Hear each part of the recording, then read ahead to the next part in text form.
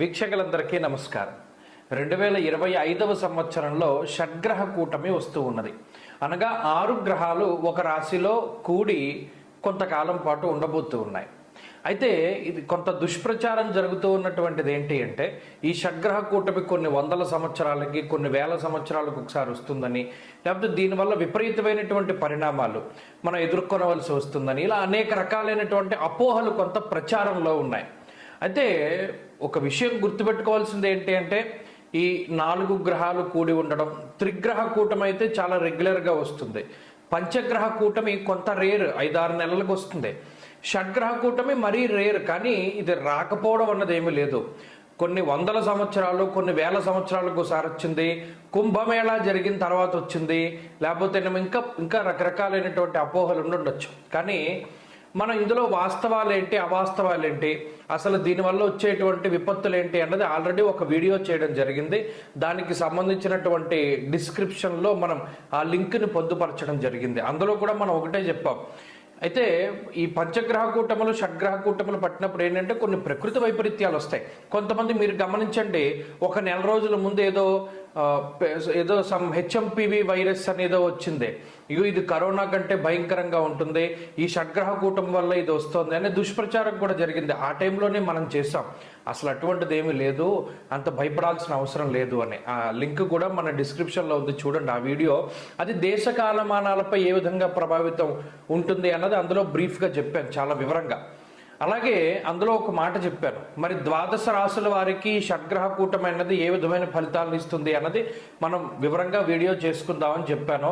So ఈ షడ్గ్రహ కూటమి అన్నది ఏమిటంటే, షడ్గ్రహ కూటమి అంటే మళ్ళీ ఒకసారి చూస్తే, మీన రాశి యందు మార్చి నెల 28వ తారీఖున పూర్వభాద్ర నక్షత్రం 4వ పాదంలోకి చంద్రుడు ప్రవేశించిన తర్వాత చంద్రుడితో కలుపుకొని, అనగా చంద్రుడు, రవి, బుధుడు, శుక్రుడు, రాహువు, శనేశ్వరుడు, ఈ 6 గ్రహాలు కలిపి మీనరాశి యందు ఉండబోతూ ఉన్నాయి.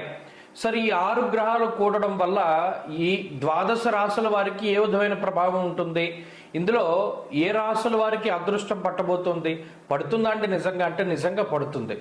ఏ రాశుల వారికి దురదృష్టం, నిజానికి అది దురదృష్టం అనకూడదు, కానీ ఏదైనా కొంత విపత్కరమైనటువంటి స్థానాల్లో కనుక ఈ గ్రహాలు పడితే అది కొంత ఇబ్బందే. కాబట్టి ఏ రాశులకి ఇది మంచిది, ఏ రాశులకి చెడు అనేటువంటిది మనం తెలుసుకుంటే, ఈ రాశులకి మంచిది అని నేను చెప్పేశాను అనుకోండి, మీరు పూర్తిగా చూడట్లా మానేస్తున్నారు. ఏ రాశులకి చెడు అని చెప్పేసినా కూడా మీరు చూడట్లా మానేస్తున్నారు. ఎందుకు? మంచి అయితే మంచి ఉంది, చెడైతే ఇక చెడే కాబట్టి వినేదే ఉందని మానేస్తున్నారు. అలా కాకుండా ఈ వీడియో పూర్తిగా చూడండి. కుంభరాశికి స్థితిగతులు ఆ విధంగానే ఉన్నాయి. ఎంత కష్టపడ్డా శ్రమకి తగినటువంటి ప్రతిఫలం తక్కువ. మరి ఈ షడ్గ్రహ కూటమి ద్వారా కూడా అదే రకమైనటువంటి ఫలితం వస్తుంది. ఆ విషయాన్ని దృష్టిలో పెట్టుకోవాలి. వీక్షకులందరికీ నమస్కారం. 2025వ సంవత్సరంలో షడ్గ్రహ కూటమి వస్తూ ఉన్నది. అనగా 6 గ్రహాలు ఒక రాశిలో కూడి కొంతకాలం పాటు ఉండబోతూ ఉన్నాయి. అయితే ఇది కొంత దుష్ప్రచారం జరుగుతూ ఉన్నటువంటిది ఏంటి అంటే, ఈ షడ్గ్రహ కూటమి కొన్ని వందల సంవత్సరాలకి, కొన్ని వేల సంవత్సరాలకు ఒకసారి వస్తుందని, లేకపోతే దీనివల్ల విపరీతమైనటువంటి పరిణామాలు మనం ఎదుర్కొనవలసి వస్తుందని, ఇలా అనేక రకాలైనటువంటి అపోహలు కొంత ప్రచారంలో ఉన్నాయి. అయితే ఒక విషయం గుర్తుపెట్టుకోవాల్సింది ఏంటి అంటే, ఈ 4 గ్రహాలు కూడి ఉండడం, త్రిగ్రహ కూటమి అయితే చాలా రెగ్యులర్గా వస్తుంది. పంచగ్రహ కూటమి కొంత రేర్, 5-6 నెలలకు వస్తుంది. షడ్గ్రహ కూటమి మరీ రేర్, కానీ ఇది రాకపోవడం అన్నది ఏమీ లేదు. కొన్ని వందల సంవత్సరాలు, కొన్ని వేల సంవత్సరాలకు ఒకసారి వచ్చింది. కుంభమేళా జరిగిన తర్వాత వచ్చింది. లేకపోతే ఇంకా రకరకాలైనటువంటి అపోహలు ఉండొచ్చు. కానీ మనం ఇందులో వాస్తవాలు ఏంటి, అవాస్తవాలు ఏంటి, అసలు దీనివల్ల వచ్చేటువంటి విపత్తులు ఏంటి అన్నది ఆల్రెడీ ఒక వీడియో చేయడం జరిగింది. దానికి సంబంధించినటువంటి డిస్క్రిప్షన్లో మనం ఆ లింక్ని పొందుపరచడం జరిగింది. అందులో కూడా మనం ఒకటే చెప్పాం. అయితే ఈ పంచగ్రహ కూటములు, షడ్గ్రహ కూటములు పట్టినప్పుడు ఏంటంటే కొన్ని ప్రకృతి వైపరీత్యాలు వస్తాయి. కొంతమంది మీరు గమనించండి, ఒక నెల రోజుల ముందు ఏదో హెచ్ఎంపివి వైరస్ అనేదో వచ్చింది. ఇది కరోనా కంటే భయంకరంగా ఉంటుంది, ఈ షడ్గ్రహ కూటమి వల్ల ఇది వస్తుంది అనే దుష్ప్రచారం కూడా జరిగింది. ఆ టైంలోనే మనం చేసాం, అసలు అటువంటిది ఏమీ లేదు, అంత భయపడాల్సిన అవసరం లేదు అని. ఆ లింక్ కూడా మన డిస్క్రిప్షన్లో ఉంది, చూడండి ఆ వీడియో. అది దేశ కాలమానాలపై ఏ విధంగా ప్రభావితం ఉంటుంది అన్నది అందులో బ్రీఫ్గా చెప్పాను, చాలా వివరంగా. అలాగే అందులో ఒక మాట చెప్పాను, మరి ద్వాదశ రాశుల వారికి షడ్గ్రహ కూటమి అన్నది ఏ విధమైన ఫలితాలను ఇస్తుంది అన్నది మనం వివరంగా వీడియో చేసుకుందామని చెప్పాను. సో ఈ షడ్గ్రహ కూటమి అన్నది ఏమిటంటే, షడ్గ్రహ కూటమి అంటే మళ్ళీ ఒకసారి చూస్తే మీన రాశి యందు మార్చి నెల 28వ తారీఖున పూర్వభాద్ర నక్షత్రం 4వ పాదంలోకి చంద్రుడు ప్రవేశించిన తర్వాత చంద్రుడితో కలుపుకొని, అనగా చంద్రుడు, రవి, బుధుడు, శుక్రుడు, రాహువు, శనేశ్వరుడు, ఈ 6 గ్రహాలు కలిపి మీనరాశి యందు ఉండబోతూ ఉన్నాయి. సరే, ఈ 6 గ్రహాలు కూడడం వల్ల ఈ ద్వాదశ రాశుల వారికి ఏ విధమైన ప్రభావం ఉంటుంది, ఇందులో ఏ రాశుల వారికి అదృష్టం పట్టబోతుంది, పడుతుందా అంటే నిజంగా పడుతుంది. ఏ రాశుల వారికి దురదృష్టం, నిజానికి అది దురదృష్టం అనకూడదు, కానీ ఏదైనా కొంత విపత్కరమైనటువంటి స్థానాల్లో కనుక ఈ గ్రహాలు పడితే అది కొంత ఇబ్బందే. కాబట్టి ఏ రాశులకి ఇది మంచిది, ఏ రాశులకి చెడు అనేటువంటిది మనం తెలుసుకుంటే, ఈ రాశులకి మంచిది అని నేను చెప్పేశాను అనుకోండి, మీరు పూర్తిగా చూడట్లా మానేస్తున్నారు. ఏ రాశులకి చెడు అని చెప్పేసినా కూడా మీరు చూడట్లా మానేస్తున్నారు. ఎందుకు? మంచి అయితే మంచి ఉంది, చెడైతే ఇక చెడే కాబట్టి వినేదే ఉందని మానేస్తున్నారు. అలా కాకుండా ఈ వీడియో పూర్తిగా చూడండి.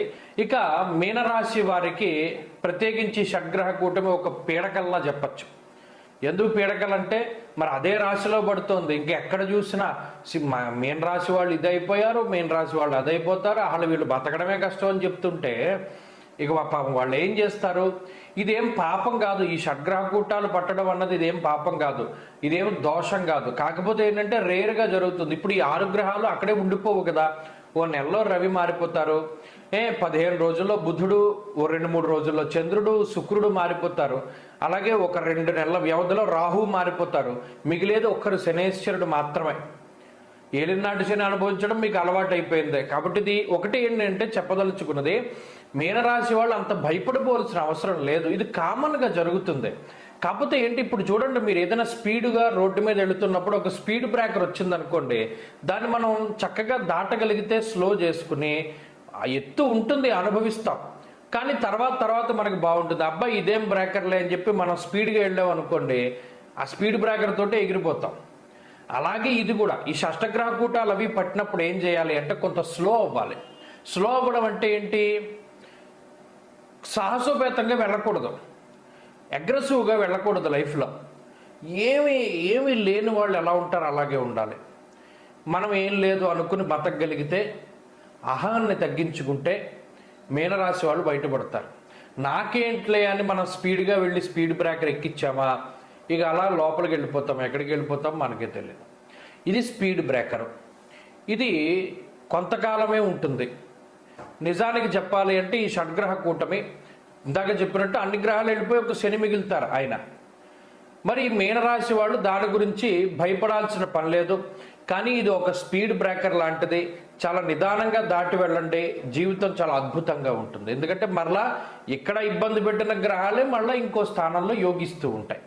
కాబట్టి ఇది బ్రీఫ్గా మనం చెప్పుకున్నటువంటి ద్వాదశ రాశులకి షడ్గ్రహ కూటమి వల్ల వచ్చే ఫలితాలు. మళ్ళీ చాలామంది అడుగుతూ ఉంటారు వీటికి పరిహారాలు ఏం చేయాలండి అని. మళ్ళీ ఇంకో వీడియోలో చెప్పుకుందాం. స్వస్తి.